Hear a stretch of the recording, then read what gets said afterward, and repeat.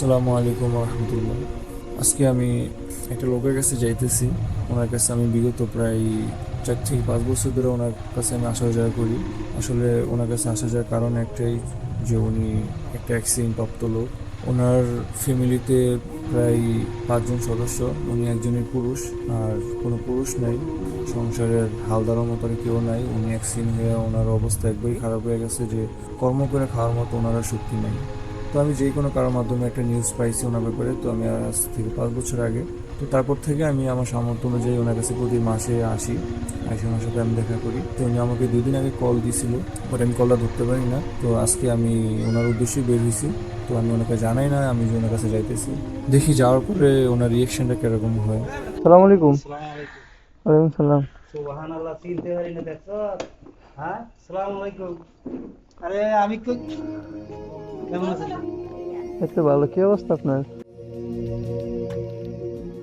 আপনার শরীরে কি অবস্থা? কি আছে? কালে ওই সময় ফোন দিছিলাম, অবস্থা বেশি ভালো আছিল না তো। হুম। ওই ঘরে ওঠা, তুই নি তুমি না না ওরে না, ফোন ঘরে করছো? যাবো না। হ্যাঁ। আমরা জানতেছি চাঁদ করে, এবার ভাবলাম তো আসতে পারি না, এখানে একটু আইসা দেখা করে যে আপনার সাথে।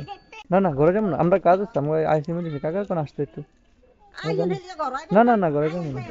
কারণ আমি আবার তো ওই যে ব্যস্ত ছিলাম, ব্যবসা বাণিজ্য বাড়াইছে, ওই কারণে না বের হইতে পারি না, বুঝছেন। এখন যাবো কি আমি, বুঝছেন, আমি আপনার সাথে আসতে দেখা করতে, আপনার অবস্থা কি দেখতে আসছি আর কি।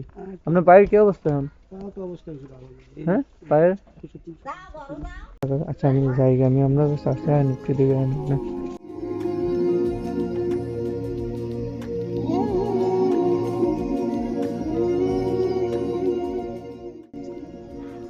আর না, আপনার কষ্ট যাওয়ার দরকার নেই, আমি এখন সময় পেলে আমি আসবো, বুঝছেন, আপনার যাওয়ার দরকার নেই।